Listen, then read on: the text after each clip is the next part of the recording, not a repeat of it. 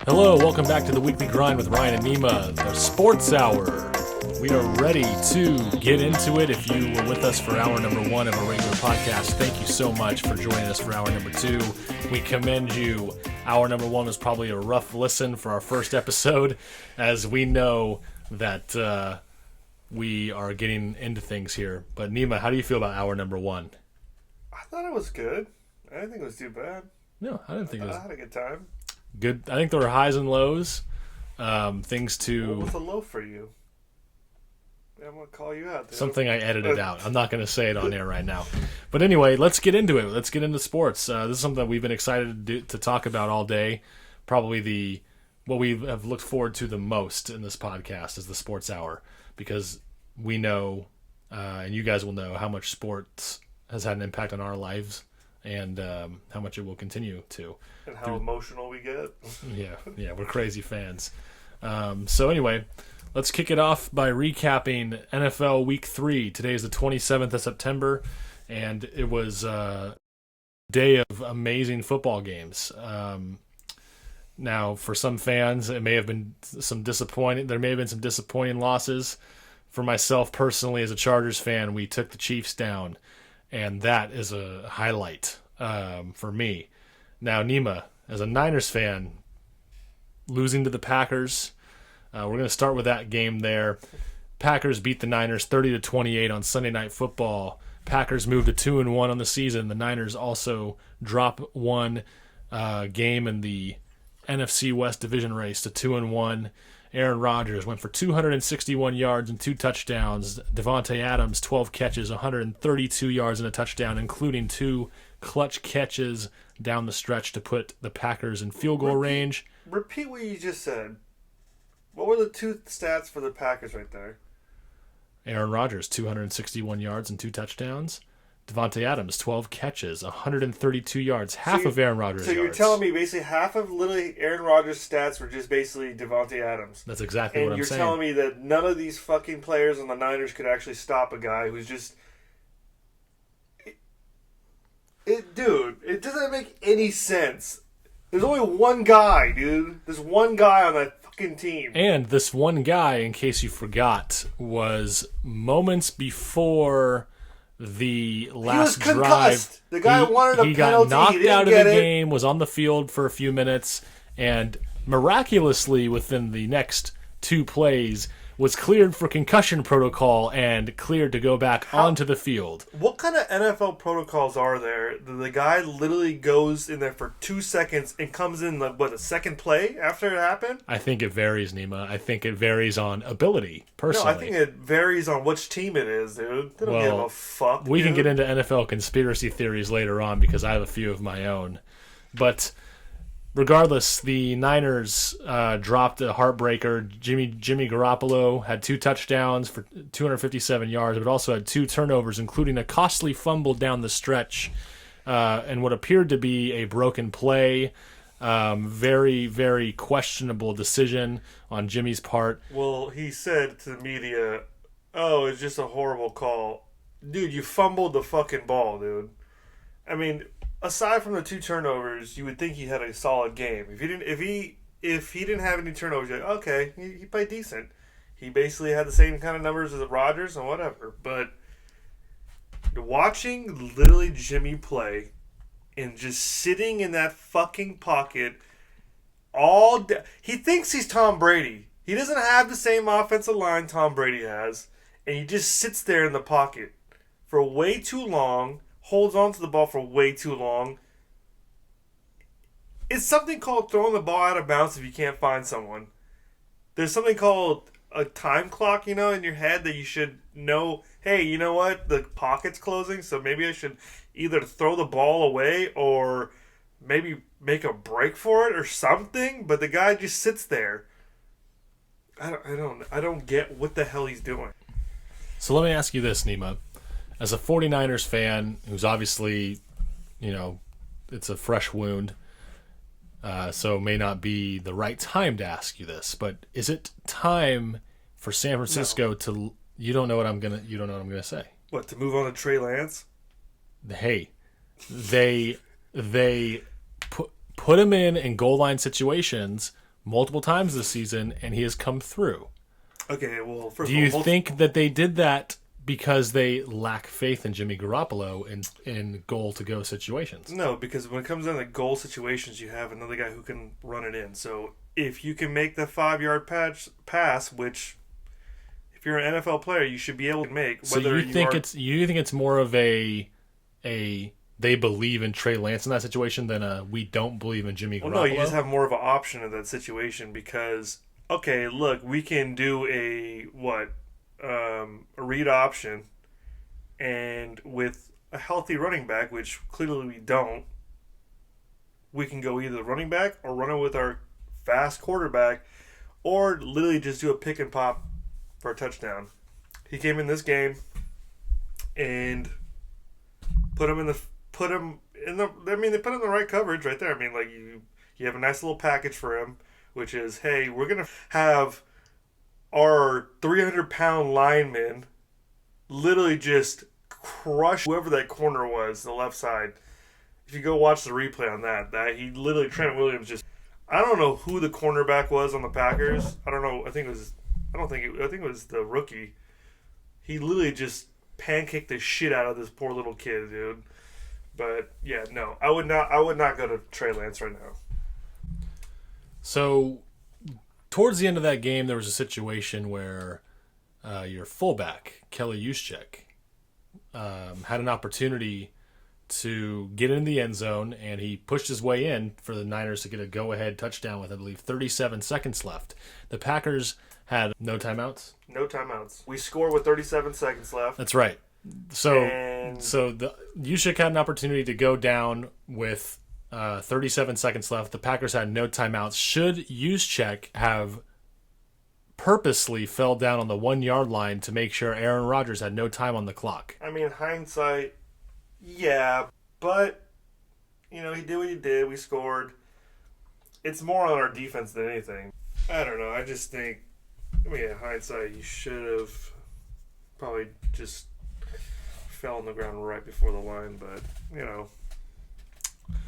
what can you do, dude? You got to put on your defense, and our defense, which is supposed to be a stout defense. I mean, given that the fact that we literally lost every cornerback on our team, lost our starting linebacker in Dre Greenlaw, and then... So who needs to step up for the Niners, especially next week? You guys are playing Seattle at home, big division game coming up. Seattle came off a loss to Minnesota, a tough road loss for them. They're going to be coming back hungry, looking to get a division win, especially Russell Wilson. You know that he's not going to want to we're going to lose 3 in a row. Honestly, we're going to lose against Seahawks. I can already... Dude, we do so bad against any mobile quarterback. Why do you think that is? Because what happens is we keep rushing. So we'll have D Ford and Bosa on the edge, and we'll shoot up the freaking field. And what happens is Russell Wilson can't find anybody, or it'll be Tyler Lockett who's just bombing down the field. He'll just run through us straight ahead because he'll scatter around for 10 minutes. And Kyler Murray's the same way. He's just he's Baby Yoda, dude. He just starts scattering around for 20 minutes. And that's it. And we just let it, Jalen Hurts looked like an MVP against us. The guy was playing well. He had a solid game. It wasn't anything crazy, but he got whatever amount of yards he needed. Even it came down to the wire in that game, and he literally ran. He was jogging against us. He wasn't even fully sprinting. He was jogging. Or yogging. I don't know. I believe the J is... I believe the J is silent. That's awesome. But yeah, no. I don't think we're playing well because our corners, we have a rookie who's a solid rookie. Lenore's pretty good. But we do have Josh Norman who's out. He hurt his chest. I don't know how serious the injury is, but knowing the Niners media, it'll just say breaking news, out for the whole year because his tit popped or something. I don't know. The Niners have some bad luck with injuries. Dude, every Monday this past 3 weeks is just, hey, it'll just be like, He just got off the field, and it didn't even look serious. Next thing you know, yeah, he's out for the whole season. What happened? Oh, he got a groin injury, so now he got surgery for 8 weeks. You're like, what the the Raheem Mostert thing was only supposed to be out for a few weeks. The next thing you're like, yeah, I'm getting a full surgery. We're out. So I don't know. We have, and John Lynch said that we're going to have Richard Sherman on the side. So at what point do you just sign him already? We have nothing, nobody else. You just lost K1 Williams, who lost. He got burnt in the first play of the game, and then he got injured. So I don't know. He got injured and he was out. You got Josh Norman who's out, and then you got Dante Johnson who we cut. I don't know how many times. This guy's been on our team for, I don't know, 8 seasons, 7 seasons, and he's been cut. I'm not even kidding you. At least 40 times in just one season, dude. This guy literally gets cut, put on the practice squad, picked up, dropped. This poor guy, dude. Imagine what his life is like. Dude, this guy gets a call every day from the front office, and his wife goes, "Don't answer that." Yeah, seriously. Don't answer that. He can't even answer a phone call without being released, dude. I don't know. This guy, yeah, he gets burned every freaking time. So just imagine him and his wife at the grocery store about to pay for groceries, and then he's like, they're going on a Costco run, and then he gets a call mid Costco run saying he's being released, and he's like, "We got to put all this shit back, honey. We can't buy it." And then he's the same person when he goes to Costco. He goes, "Babe, get the extra Jello. I can finally. I'm playing this." He gets week. a call like an hour later after they finish putting the shit back, and then they have to put it back in the cart. Yeah, pretty much, dude. Literally, this guy gets. This poor guy, dude. This guy can't ever find his true love, dude. He just gets dropped off a million times, dude. And he never even goes to any other team. So.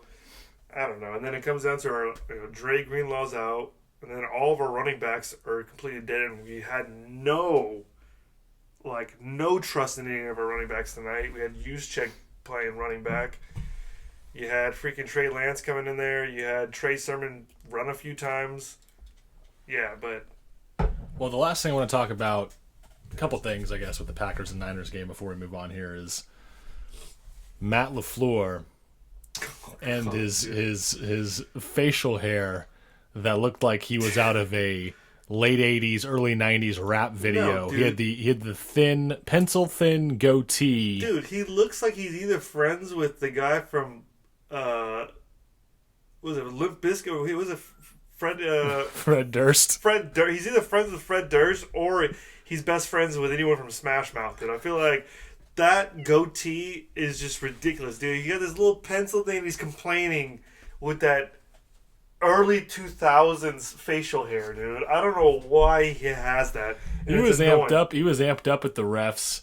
And I know that you were amped up at Matt LaFleur because you felt like the Niners were getting hosed. And Matt LaFleur was...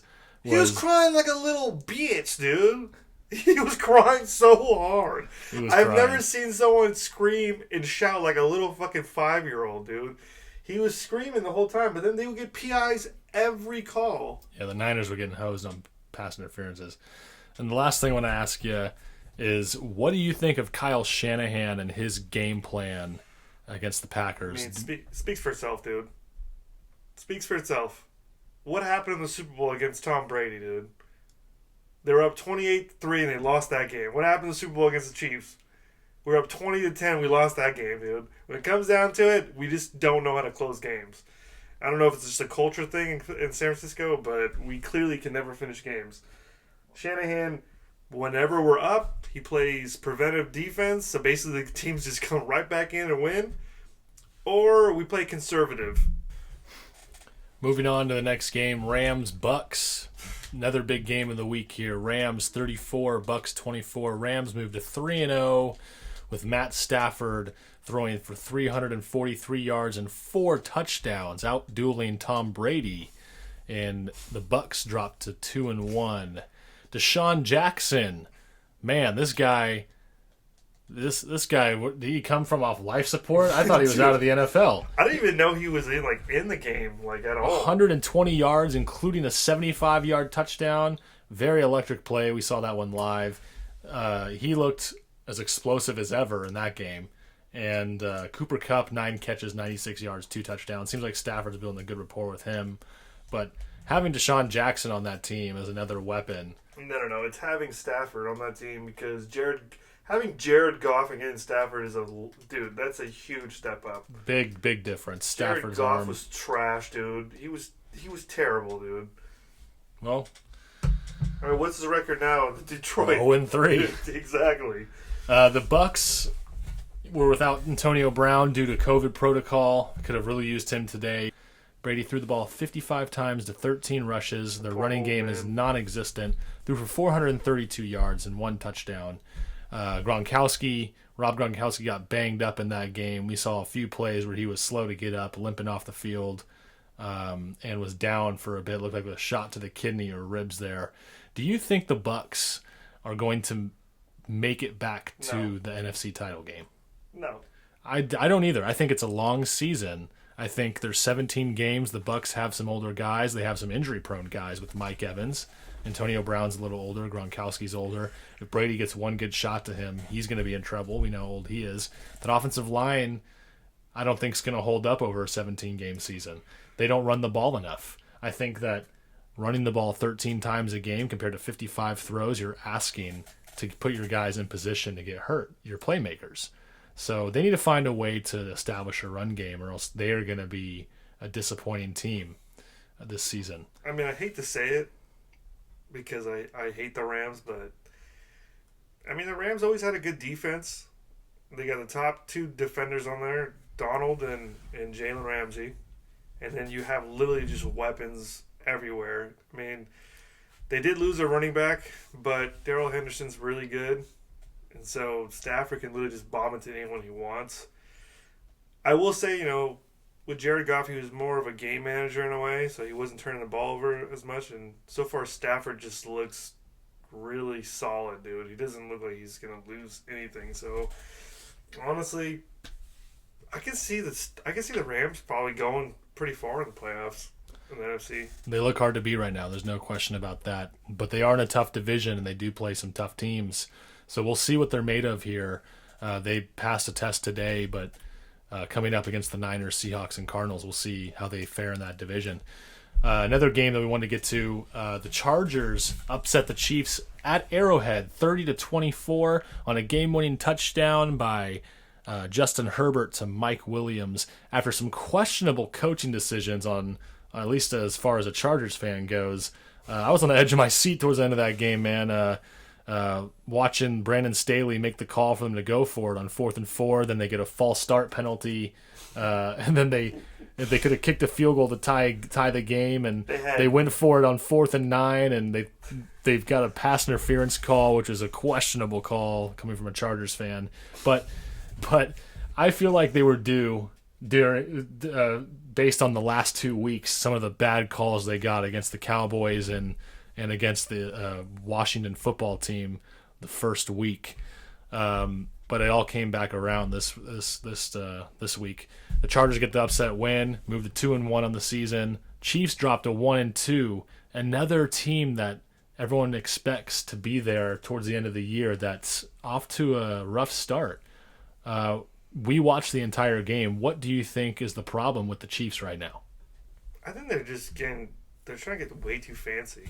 I mean, you saw that pass by Mahomes, dude. He did and they kept, I don't know why in the red zone, they kept showing that play, even though it was an interception. They kept saying, look at this amazing pass. He didn't even look at the guy.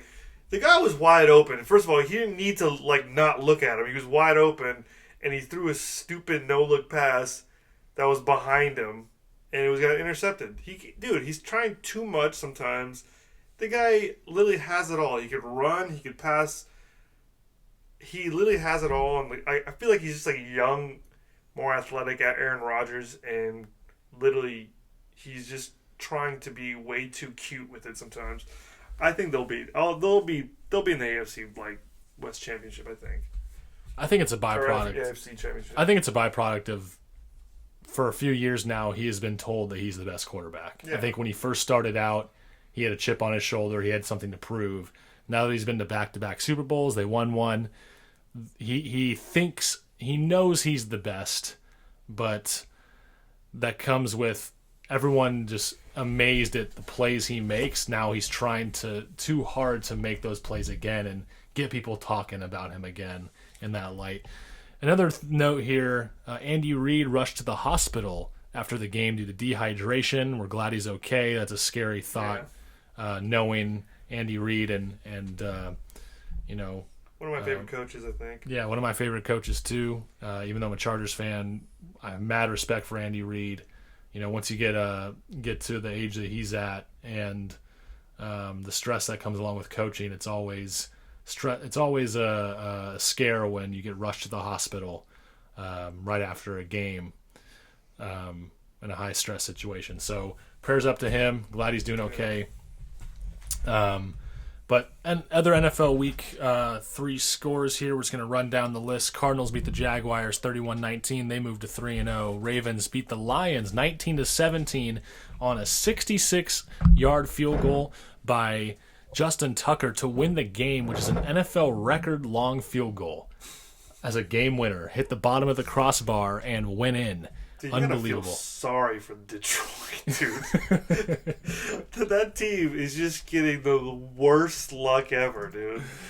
Had a 4th and 19 to stop the Ravens to win the game, and they convert. And then when you think there's no fucking way this guy's making this field goal, it's never been done, he makes it.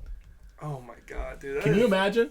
Justin Tucker is not a young guy either, so his old ass leg used every bit of that muscle, dude. I don't know. I don't know how he made that, but my god, dude, I feel bad for the Detroit Lions. The Panthers beat the Texans on Thursday 24-9. The Bills beat the Washington football team 43-21 at home. The Browns take care of the Bears 26-6. Titans beat the Colts in a division matchup 25-16. Saints take care of the Patriots 28-13 on the road. The Falcons and the Giants, the battle of bottom feeders, win 17-14. The Bengals beat the Steelers 24-10. Ben Roethlisberger struggled, and as Nima just showed me before the show, Jesus, dude, the clip of Ben Roethlisberger fat fuck, dude, slipping and falling with nobody around him trying to make a pass. Ben just retire. Dude, I know. Reports were that he lost weight in the offseason, and I gotta tell you, dude, it does not look like that. Dude, they said that after he ran, he fucking chugged away for 3 yards. Like, dude, he literally ran like 2 or 3 yards. Like, yeah, and he's lost so much weight there. I'm like, dude, he still has his beer belly and everything, dude. I can't even believe it. It looked like he still had his fast food burger stuck in his beard from yeah, yesterday, too. Dude, that guy just needs to stop, dude. The Broncos shut the Jets out 26-0. Zach Wilson, rough start to your NFL career, my guy. Solid comeback. The Raiders beat the Dolphins in overtime 31-28. Great comeback by the Dolphins just to have it taken away from them at the last minute in overtime.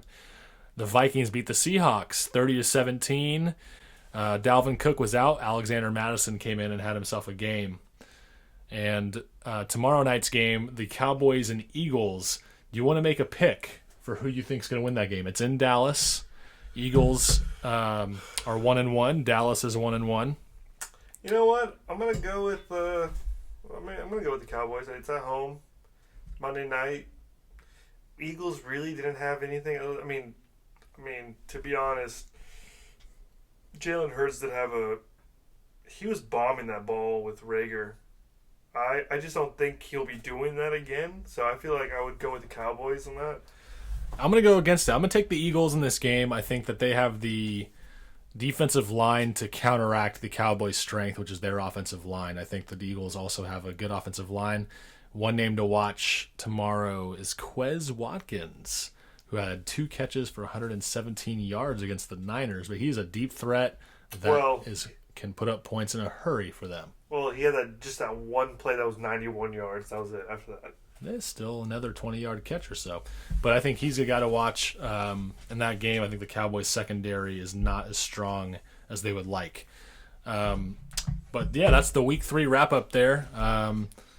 NFL season's underway, and I think it takes 4 games or so to really see where teams are at, and I think we're starting to see. Next, we want to move on to some NBA news. Not really news, but top stories. One of the top stories being Ben Simmons in Philadelphia asking out, claiming he's not showing up to training camp under any circumstances. Some of his 76ers teammates even tried to make a trip out to LA to visit Ben Simmons, and he called them up and said, "Don't you dare. Don't you come out. I ain't going to receive you, my guys." And those are teammates of his, former teammates. He says no matter what they do or say, it won't matter. He's not coming back. And then he said, I want to be traded to one of the 3 California teams when there are 4 California teams. You can all guess what one team wasn't on that list probably. So for those of you who don't know, we're from Sacramento. We talked about this in our first hour of our podcast. If you're just listening to the sports podcast, Nima and I went to high school together out here in the Sacramento suburbs. And we are diehard Kings fans, have been our whole lives. And we are thirsty for the playoffs. And we are literally willing to do anything, read between the lines when I say that, to get back to the playoffs. I will do anything. So, it's been, 17 years? Or 18? We were sophomores in high school, I think, the last... 2006. So, I think it's been 15, 16 years since the Kings have made the playoffs. Yeah. And the rumors are swirling right now for every Kings fan on whether or not we should trade for Ben Simmons, and a lot of differing opinions on this. Obviously, the 76ers GM, Daryl Morey, came out and set the value for Ben Simmons, which we both believe, Nima and I, that is way too high, outrageous. Nima, do you want to get into what you think Ben Simmons' value is and what you would give up on the Kings to get him? I mean, to be honest, there were so many trades that they declined, which I would have taken a heartbeat if I was the 76ers. I mean, but as much as I think Ben Simmons is a good player, he averages 18, 7, and 8. So as a career. And actually, I don't even know if 16. Yeah, I think, did I say 16? Yeah, 16, 8, and 7. And the fact that they want to trade, they make it seem like he's literally LeBron James, which he's not. He's just not. And they think that because he's an all-star in the East, he's an all-star, but in the West, he's never going to be an all-star. I don't even think he would even crack it. And so I feel like that's why they keep thinking, oh, yeah, well, he's an all-star, and he's a defensive player, and he can play all 5 positions. All right, let me see him guard some of the centers in this league, because I don't think he'd be doing that at all. I mean, he cannot stay in front of De'Aaron Fox. I literally saw him in person get just crossed up by De'Aaron easily. So the fact that they're thinking that, oh, yeah, he can do whatever. I think what they don't understand is, like, some of the Kings fans too, they are trying to trade everything for this guy, which, Marvin Bagley and Buddy Hield, they're great players. I think Marvin probably just needs a new scenario, new situation, I feel like. But, I'm hoping that he does really well with the Kings still.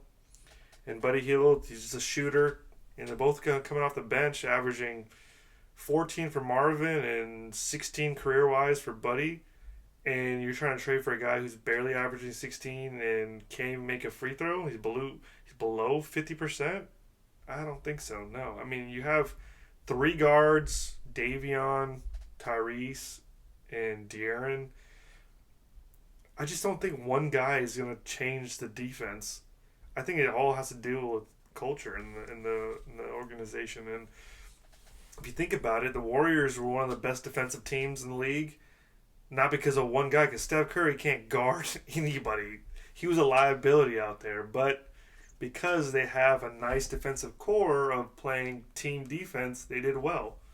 And so I feel like the same thing needs to happen for the Kings, and clearly getting Ben Simmons isn't going to be that one thing that's going to change everything. So I don't know. Yeah, I think that physically, the talent that Ben Simmons has, you can't deny. He's 6'10", 6'11", just extremely athletic. So I think a lot of people fall in love with that physical talent that he has. But what I worry about is not only the fact he can't shoot. Physically, could he be a great defender? But I think it takes effort to be a great defender. And I'm not convinced that he gives his full effort on the floor. I think he relies on his physical attributes and God-given gifts way too much. And down the stretch in the playoffs, you saw him falter and completely shell up in the biggest moments of the game. And for a team that's trying to get back to the playoffs, you can't rely on a guy like that. I think the best case scenario for Ben Simmons is to go to a team where there's already one or two established stars, and he is a role player similar to a Draymond Green, but he doesn't have the same intensity as a Draymond Green. He doesn't bring the same work ethic and passion that Draymond Green brings on the floor. So I think that Ben Simmons' best case scenario is to maybe go to a team like the Warriors where they have Klay Thompson and Steph Curry, and he can just be a guy in the background where he's not expected to produce as much. He can be more of a facilitator and defender and play that role and rebound. Well, I think the reason why Draymond is the way he is because, he was never sought out to be like the number one guy in high school and everything. And he was the ball handler. And obviously when he played for Michigan State, he was not the ball handler. He was just a power forward. And he had a jump shot. He was shooting around. He would hit threes and do all these different things. But he ultimately knew his role. And I think Ben Simmons' role ever since he came out of high school and went to college for 1 year, but I don't even really count that one, is that he had to be the main guy. And I feel like everyone compared him to LeBron to the point where I don't think he's going to be as intense. I think his effort is there. I just don't think that, I don't think he takes, I don't want to say he doesn't take criticism, correct, but I feel like it's just one of those things where he has all these videos of him playing basketball and shooting and stuff, but when is he really going to do any of those things that he trains for? I don't really see that. Yeah, I think Ben's best bet here is to kind of go to a team that's not media savvy. I think whatever team he goes to, he's bringing a media circus with him. So I think that's another reason why I wouldn't trade for him, is because your team's going to be in the spotlight every loss. Ben Simmons is going to be a media like juggernaut, whether he wants to or not. It's going to be following him like a dark cloud. To be honest, they really, dude, Philadelphia is a brutal place to play a sport. Because if you're not performing, they'll let you know. And then Doc Rivers comes out after that game and says, yeah, we're not going to win a championship with the way, Ben Simmons plays. And then he tries to change his tone by saying, well, yeah, I think you guys misconstrued what I said.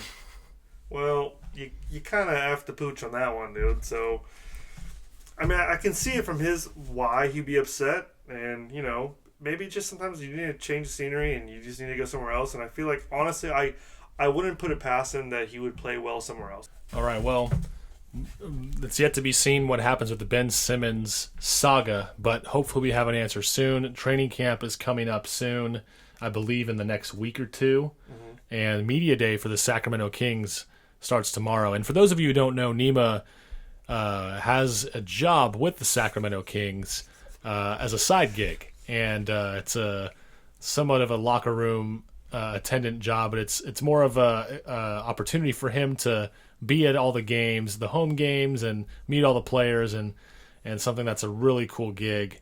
If anyone else gets a chance to get it, very fortunate to be able to experience. To have that experience. And I think it's something that a lot of us fans wish we had with our favorite team. A lot of people would kill for that. So moving on from the Ben Simmons saga, we're going to jump back into some football here. We have a segment coming up right now that's I love the segment. That it's a specialized segment. We were watching some football today. We saw a Nyheim Hines touchdown run, and Nima and I got to talking about Scatbacks and who are the best Scatbacks in the NFL right now. And Scatbacks, for you football heads, you know that they're the quick guys who catch passes out of the backfield, and they are the ones who are really they provide a different look for the offense.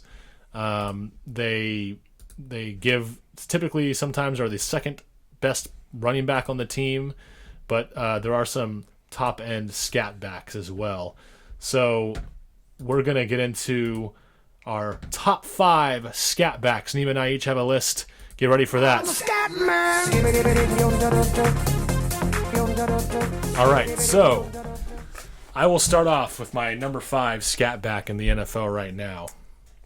My 5th best scat back is Nyheim Hines, as we just mentioned, for the Indianapolis Colts. That's your number 1? Number 5. Number 5, okay. Yeah, we're going 5, 4, 3, 2, 1. You give me your 5 after I give you my 5. I went with Nyheim Hines as my number 5. I think that he is a very talented player. However, he will not have a large role in that offense as long as Jonathan Taylor is healthy. They also have Marlon Mack there. But he, in passing down situations, accomplishes everything you could want in a scat back. He's very fast, very quick. He had a really nice touchdown run today. And he is also a prolific fantasy player because he catches 4 or 5 passes on average a game and gets some good receiving yards. So he would be my number 5. Okay. I'd probably go the same with Nyheim Hines. I think he's just one of those really elusive guys that can literally just break one out, in which he did clearly this week. So I would put him at number 5 too. Should I just go to number 4? Because yeah, go ahead. This is kind of this is just me being a Niners fan. I would put Raheem Mostert in there. I know he's injured, but the guy literally is the fastest running back out there. And when he's healthy, he's, I think, one of the best scat backs out there. So I would put him out there. And clearly, we did not look good. Our running backs don't look good right now. We don't have any faith in them. Raheem Mostert is one of those guys that you need to have on the field. So I would agree with you that Raheem Mostert's in the top 5 if he wasn't always hurt. And for that fact, I did leave him out of my list. Yeah, that makes sense. At number 4, this may be a surprise, I put Tony Pollard from the Dallas Cowboys. I've been saying this for a couple years now. I think Ezekiel Elliott is one of the most overrated running backs in the NFL. I think Tony Pollard is a better running back than Ezekiel Elliott. I think you saw it in the game the Chargers played against the Cowboys. They utilized Tony Pollard much more than Ezekiel Elliott, and he made the Chargers pay. And I think that contributed. That was a huge reason why the Chargers lost to the Cowboys, was they could not stop Tony Pollard. He's very elusive, very quick, but he also can run in between the tackles. They use him a lot in the passing game, and I think you will see him be used more. And I think this is Ezekiel Elliott's last year on his contract. I don't think he's coming back. I think they overpaid for him, and I think Tony Pollard is the future of that backfield for the Cowboys. You want to go for the third one? Yeah. You want me to do number 3? Yeah. Number 3 for me, I put Austin Eckler from my San Diego Chargers. I think he's everything you want in a running back. What? You choose him? Yeah, choose him. You think he's elusive? I think he's deceptively elusive. He's a thick boy. He's a little one, but he's not only an elusive, quick guy. I think he came into the league as more of a scat back. He's probably he's developed more into a complete running back now. But he catches a lot of passes out of the backfield. Today he had, I think, 6 or 7 catches for 60, 70 yards. I mean, he was a big reason why they won today. But yeah, he has gotten bigger. When he came in the league, he was more of a Darren Sproles type. But, yeah, and I feel like when Melvin Gordon was ahead of him, I would say he was a scat back. Yeah. But I feel like now he's just getting like a lot thicker and he's taking more of the hits. So, because I feel like Justin Jackson has now become more of a scat back. If anything, he's always running on the outsides now, and that's all I really want him to do. So, but I can see that. Who's your number 3? I would say. Actually, you know what? I would probably go with Tony Pollard. He's literally coming off. He had 107 yards last week, I think. I think he's going to have a really good game. He's being way more involved ever since Ezekiel Elliott's been showing that he just can't stay healthy. So I feel like they're just giving him more and more options, and he's literally taking advantage of every opportunity he's getting. And that boy can run. So, yeah, I would put him as number 3. Now, number 2, I would probably go with... This is a tough one, but I would probably go with McCaffrey as number 2. I think he's a really complete back. He does it all. Can catch it in the backfield. He can literally just get past any of the linebackers that are there. But there's someone on the number 1 that I gotta have. Yeah, my number 2 I believe is your number 1, but I don't want to steal your thunder. But I had McCaffrey as my number 1, and I had Alvin Kamara as my number 2. Yeah. That was a tough one, but I think I kind of am going against my own rule here because I didn't have Raheem Mostert in my top 5, but I have Christian McCaffrey as my number 1, and McCaffrey the past 2 years has been hurt. He just hurt his hamstring on Thursday. He's going to be out for multiple games. Kamara has been the epitome of stable. Over the past 4 years, I believe he's had over 1,000 yards from scrimmage and I think 80 catches or more every year. Yeah. So if you're looking for stability out of a scat back, if that's even possible, Alvin Kamara fits that bill. And he's been... Without him, the Saints aren't the same offense. They probably aren't even a playoff team without him. So you can make a case that he might be the most valuable running back in the NFL right now, maybe other than Derrick Henry. But Alvin Kamara at my number 2 and Christian McCaffrey at my number 1. He can do it all. He catches the ball. He runs. As long as he stays healthy, in my mind, he's the most complete running back in the NFL.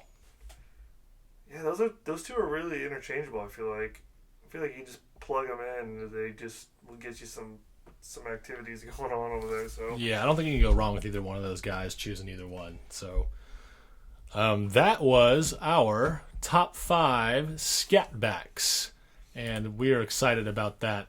Yeah. I'm a scat man. So moving on to our next segment, we are going to go over our top 5 NFL teams after week 3. Power rankings? Power rankings. Oh, okay. So I will start. Number 5, I'm going to go with none other than my own Los Angeles Chargers at number 5. I think that win against Kansas City will give them the confidence to even climb higher in the rankings after next week's game against the Raiders and a week after that against the Baltimore Ravens. I think that the Chargers are on their way up. Justin Herbert looked terrific this week. He made some huge plays. I think the coach has some guts. They made some ballsy calls down the stretch of that game. I think that team has an edge that they're going to be tough to beat. I feel like was it more ballsy or more so they didn't trust their kicker? It's ballsy because it worked. I felt like it was just they didn't trust him at all. They're like, "All right, just go for it." Well, there was a win factor that, obviously they didn't trust him kicking anything outside of the end zone because he was 20-something yards away. It would have been a 20-yard field goal, and they said, "No, we're throwing it in the end zone." And that was stressful. But I'm going to put the Chargers at number 5. Well, I didn't know we were doing power rankings here, and Off the cuff, baby, just like I did. I just threw it in there. I'm gonna have to choose. I would put. I don't trust the Cardinals. I really just don't. So I don't either. I don't put them in the top. They haven't played anybody. They played Tennessee and had one good game, first game of the season. Yeah, who'd they play? They played against Tennessee, Jacksonville, and Minnesota. So they haven't had a real. Not bad. Didn't Minnesota just beat Seattle? But they also lost to Cincinnati. But Cincinnati's what, 1-2? 2-1. 2-1. I mean, that's. Even though the record is 1-2, I would still put the Chiefs in the top 5. They if you watch them play, they literally get down the field with so much ease. It's just ridiculous how it doesn't matter what defense is in front of them. They're still going to get down the field just easily. What screws them over is they get too cute. And I feel like that's what happened today's game. I mean, Mahomes is just sitting there and just throwing a no-look pass. I mean, yeah, it's cute, but then you literally had the guy wide open. You needed to do that. And then they fumbled the ball like 2 or 3 times. So I just feel like Though they're 1-2, I would still put them in the top 5. So number 4, I'm gonna agree with you right now. I'm not looking so much at record as I am potential. Yeah. I'm looking at potential of the team and what I've seen in the first few weeks. I think the Chargers face a lot of adversity. That's why I put the first 2 weeks and should be 3-0. That's why I put them there at number 5. Number 4, I'm going to go with the Buffalo Bills. I think they have a really solid team. Josh Allen finally, despite that week 1 loss to the Steelers, Josh Allen performed well this week against Washington. They tore them up. The Bills tore the Washington football team up, and despite their week 1 woes, I think they're still a contender in the AFC. Yeah, I don't know if that's one of the teams I don't trust either. I don't trust the Bills. I feel like, honestly, I don't want to sound too mean, but I just don't. I really think that he's overrated on the Bills. I don't think he's doing anything. He didn't do anything much in the playoffs last season either. The year before that, he really sucked. I just don't trust him. They got Emmanuel Sanders on the team, and that just helps them out with some quickness on the outside, but I would never put the Bills in top 5. I guess for my 4th team, I guess I'll just put down. I'll put the Packers in there. Yeah, I think that everyone literally drew way too much attention on that one loss, that they thought they were just going to be terrible because Aaron Rodgers was being a little prissy little boy. He's Aaron Rodgers, dude. He's the same thing as Mahomes. I feel like they're both kind of the same, where they get too cute with it sometimes, but they can literally get down the field whenever they want. It's just sometimes it's their defense or whatever that just can't control the outcome of it. So I'll put the Packers in there. All right, so number 3. This is a tough one because I feel like putting the Chargers in there is going to omit at least one team that's probably their fan base and others feel like they're deserving of being in the top 5. So at number 3, I'm going to go with none other than the Green Bay Packers. Okay. I think after that win over San Francisco, they proved to themselves and to others that week 1 was a fluke. Yeah. I think if the Niners won that game, I would put them in this spot here, safely in this number 3 spot. I think, now they're on the outside looking in at that number 6 spot. I want to put them in the top 5.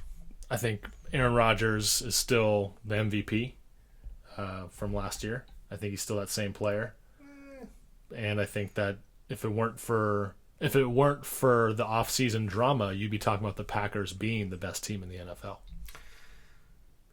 I don't know if you say they're the best team in the NFL, but I feel like he's been playing solid. I don't think he played anything crazy today. Literally, he threw to one guy and one guy only. But that guy's borderline impossible to stop. But I'm saying the fact that they were up 17-0 and they kept screwing up. So I don't know. I think he's only getting like 250 yards, which is solid numbers. But you see Kyler Murray and the other end throwing 400, 300 plus yards. With really bad defenses, but I don't know. I just don't think he's playing MVP level. But I guess for my 3rd team that I would choose would probably be. Yeah, I don't know, man. I really can't go with who's in this list. I would just put the Rams, whatever's left, because I don't. The Rams get the 1, 2, and 3 spot. I would have to, dude. I don't trust any of these other teams. You don't trust the Bucks. You don't put the Bucks in the top 3. They're not making the NFC Championship. But they could be still a top 3 team. You could put I wouldn't put them ahead of the Chiefs. How about the Ravens?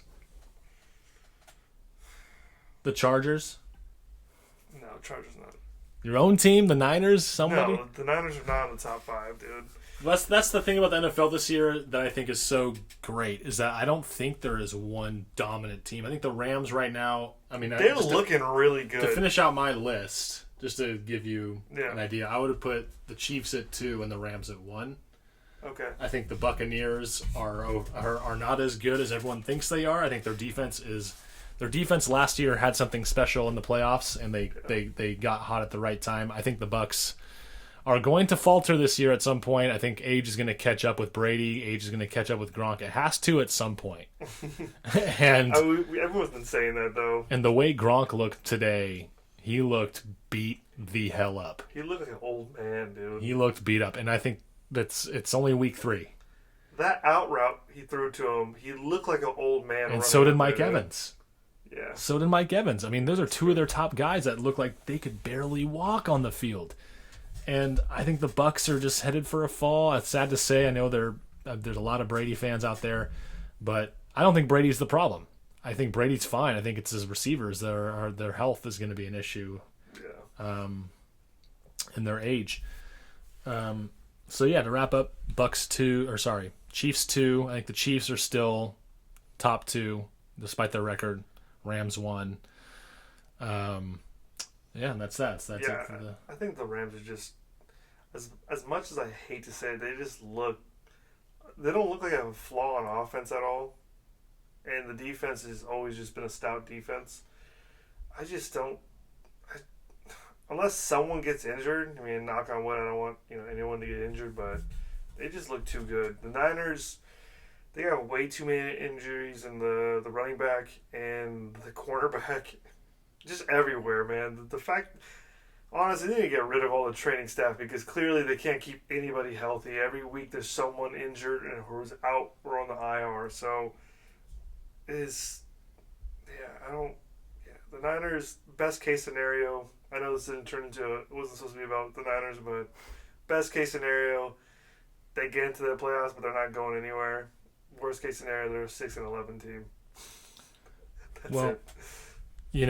Only time will tell. I think next week we'll make our playoff predictions after the games of week 4. I feel like it takes a good 4 weeks of watching teams play to make accurate predictions in the NFL. I think I'm still sticking with my prediction right there. Also next week, what we'll do on our next podcast is list out a bracket. We do it with our other hour of the podcast. We're going to have 2 separate brackets, one for our first hour, kind of a separate show. This is the sports-only show and sports-only hour. And we're going to have a sports bracket detailing the greatest athletes of all time.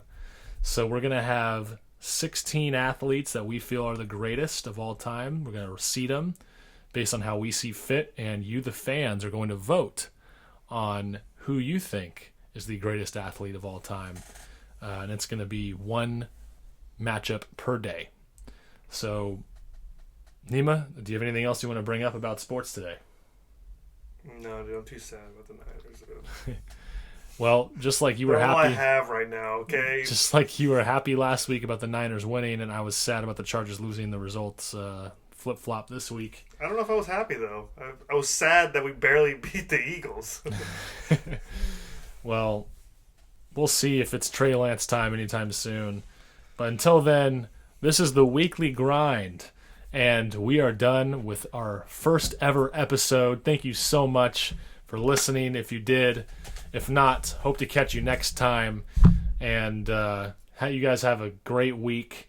I know it's a struggle out there for some, just like it is for us. And if you guys need to reach out and want to contribute to the show or talk about anything, we're always here for you.